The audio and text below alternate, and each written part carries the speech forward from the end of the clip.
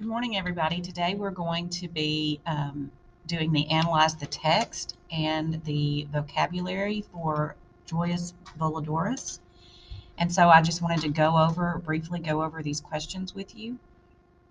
You have 5 of them as usual. If you have not done your read, then you need to do that ASAP because tomorrow is the test and you can't take the test unless you've done the read questions. So I will be grading those today. So here is our agenda. It is Veterans Day, so thank a veteran if you know one. And you have to do the analyze the text. And I put on here the research activity.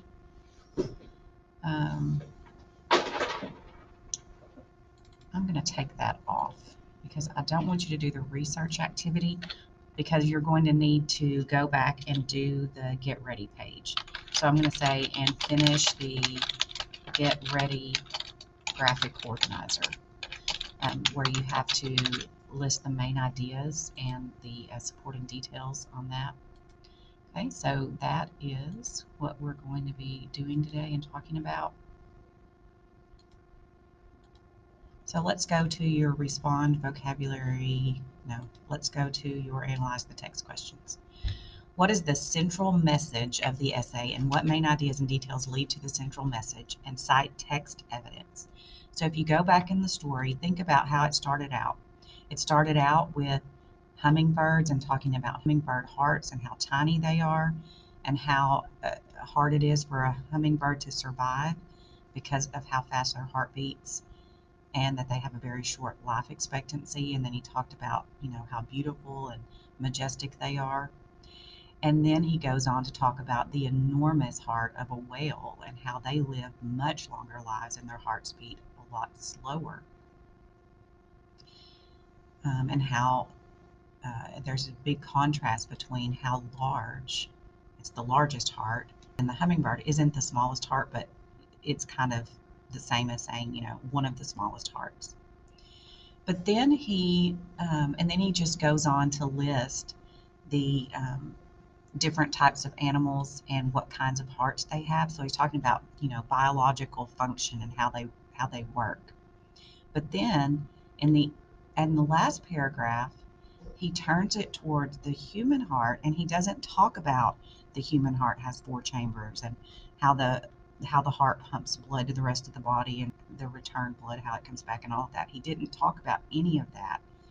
He talks about the emotional aspect. He talks about the heart figuratively as the place where you hold your memories and where your emotions come from. So there's a real shift, and one of your questions is about that. So there's a real shift. So I want you to think about those ideas as they progressed, and then what is the main idea that he's trying to get across here at the end? There's really no right or wrong to that. There are several themes throughout this, but I want you to think about the one that you think he's mostly trying to get across to you. Okay? So the central message, which is the theme, and what main ideas and details lead to the central message, and cite evidence. So this question is you might want to do this chart first before you answer that question, because we're going to be doing, what is the topic?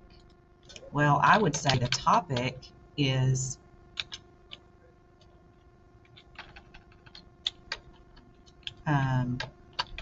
types. Let's see.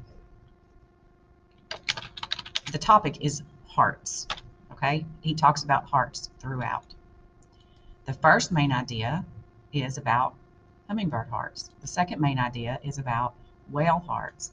And the third main idea is about human hearts. And then you would need to come in and fill in just some key details. I mean, you could list a bunch, but you would need to, hummingbirds, the size, and give more details. This is easy. Just put key details about hummingbirds, whales, and humans. Okay? And then figure out what the central message is. So you do have to come back and fill in this chart. And then you're sort of writing that answer out in question number 1. So what main ideas and details lead to the central message? Cite text evidence. So that answer should be a little longer. Number 2, what does the writer mean by the phrase, "We live alone in the house of the heart," in the last paragraph? And support your response with evidence from the text. I'm not going to spend a lot of time on that because I think that was pretty well he explained it. He makes that statement in that paragraph that we live alone in the house of the heart. And then he goes on to explain what he means by that. And you can pick part of that explanation as your text evidence. So I'm going to let you figure that one out. Compare. How does the writer's use of the word heart shift in the last paragraph of the essay? And I already addressed that just a minute ago. If you didn't catch it, you might want to rewind the video. But I talk about how different the last paragraph is when he starts talking about the human heart. And how does this affect the meaning of the earlier parts of the essay? So once he gets kind of to his point at the end, then how might that change the way you think about how he started this essay off? Kind of thought it was just going to be about the mechanics of the heart in hummingbirds, and then he moved on to whales. So how might that kind of change your perception about why he went into such great detail about all of that? Support your response with evidence from the text. Remember, we went over some questions yesterday on the read part and kind of reiterated how you're supposed to answer those. These need to be even more detailed. You need 3 or 4 good sentences. I could show you examples from other students. I can almost pick, each student, and I know how well they're going to do on this. I have some students, I think it's in my 4th period class, that almost write too much. They write me a huge, essay here. There needs to be somewhere in between. If you see that you're getting 70s on the analyze the text, it means that your answers are too short. If you're getting anything below that, it means that you're just answering with a few words or you've skipped some. But unless you're making 100 on the analyze the text, you need to adjust your answers to get full credit. And I just graded and analyzed the text over the last story that we read, My Life as a Bat. So you can check Skyward and see if you got full credit. In paragraph 3, the author uses the phrase incredible, enormous, immense, ferocious metabolisms. And I was kind of struck by when I was reading this how he did not put commas in between these. Normally, if you're giving a list of adjectives, because this is describing the metabolism, incredible metabolism, enormous metabolisms, immense metabolisms, ferocious. So normally you would put commas in between that, but he's running this all together. And I mean, that's part of the author's style. Incredible, enormous, immense, ferocious metabolisms meant to be read all together. So what effect do the compounded adjectives have on his tone? So the tone is the author's attitude towards what he's describing. He's describing these metabolisms, these amazing metabolisms of the hummingbirds. So how does that affect, how does his use of this long string of adjectives affect that tone? And then number 5, the writer mentions time throughout the essay. What is significant about this repetition? And support your response with evidence from the text.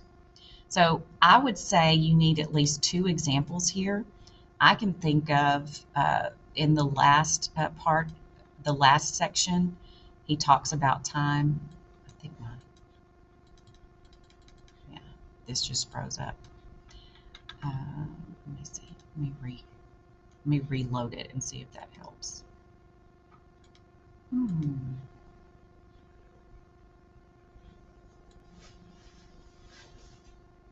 Okay, there we are. So in the last section, he talks a lot about time. He talks about a lifetime, so much held in a heart, in a day, an hour, a moment. When we're young and then when we're older. So all of that represents time. He also talks about, I remember in the hummingbird part, he talks about their lifespan. And then in the whale part, he talks about the lifespan. Here he talks about tortoises and live to be 200 years old. So I wanted to also remind you that you can always do Control F. Sometimes when I say that, students go, oh, wow, I didn't know that. And sometimes sometimes people go, oh, yeah, of course you can do that. But do Control F, and you can type in the word time, and you can C, it'll be highlighted. And of course, that's not the only reference. I mean, the word time is not the only reference to time. He references it in other ways. But look how many highlighted um, times there are, lifetime time. Okay. So if you're looking for text evidence, whether it's time or anything else, if you remember that there was a part of the story or the essay that had something about, even in this essay, you're like, oh, where's the part about, I saw something about worms and I want to use that. Well, you control F, you've got your search in here, and it'll go straight to that part about worms. So control F, sometimes I forget about it. It is a very, very handy tool to use. Okay, so do not forget about that. All right, so let's go back to the questions.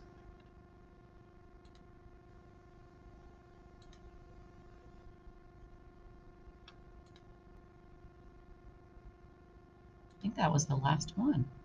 It is. Okay, so you can use text evidence.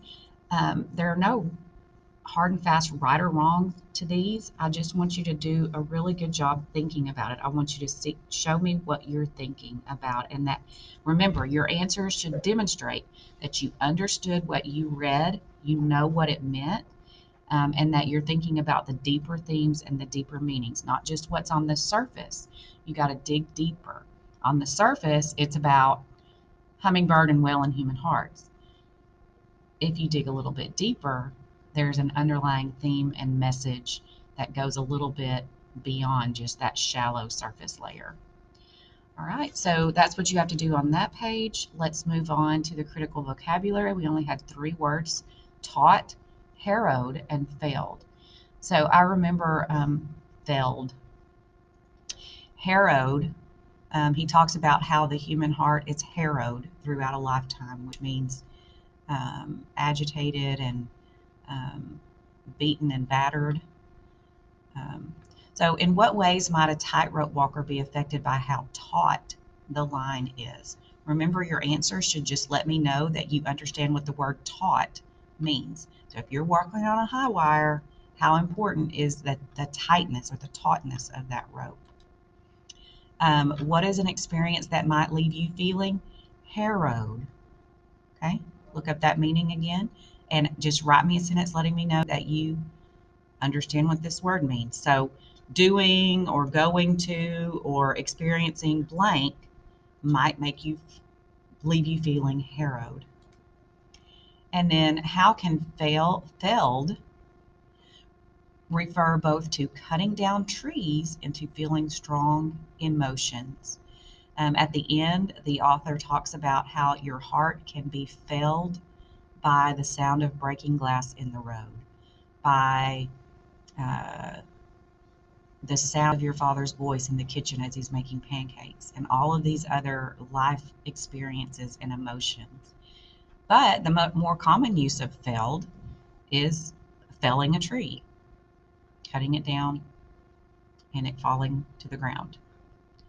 All right, so those are your questions for that. Read about denotation and connotation. That's just review at the end. But remember that you could see that on your test because that's part of this selection. So you're going to do the vocabulary strategy at the bottom as well. You have 3 questions here. Write 2 synonyms for frigid and note how the connotation of each synonym changes the meaning of the original sentence.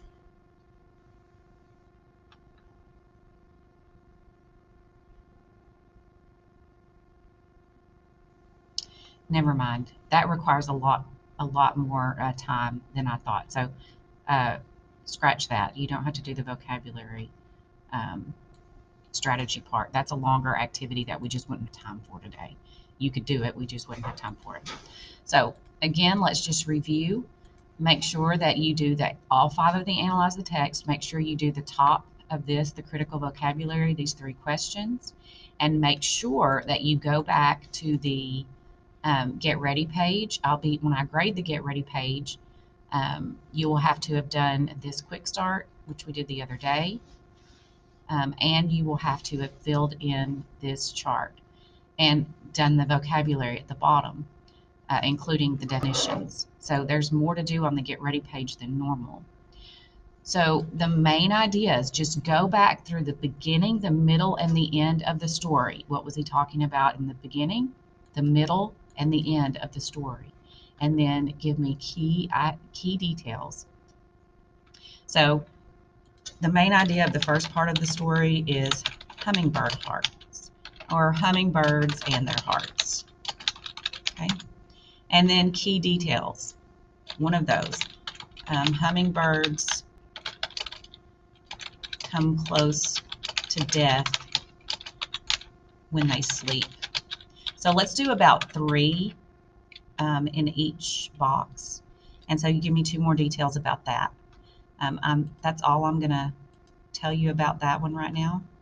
And remember, out to the side, even though this is not showing up there, out to the side, I'll be able to see the annotations that you made. So this will show up in your little column over here. So make sure that you finish filling this out. I don't mind if you talk to a neighbor about this one and see what they got. You can discuss it with someone and kind of compare your answers. But anyway, one more time. Finish the Get Ready page, this chart. Make sure you've done your read, your check your understanding, the analyze the text, and the top of the critical vocabulary page. You might also want to read about parallelism. We had a question about that yesterday and we went over it. You do not have to do that practice at the bottom, but for the test on Friday, I would be really surprised if there wasn't a question about parallelism. All right, I'm going to stop right there. Let me know if you have any questions, and I will talk to you later.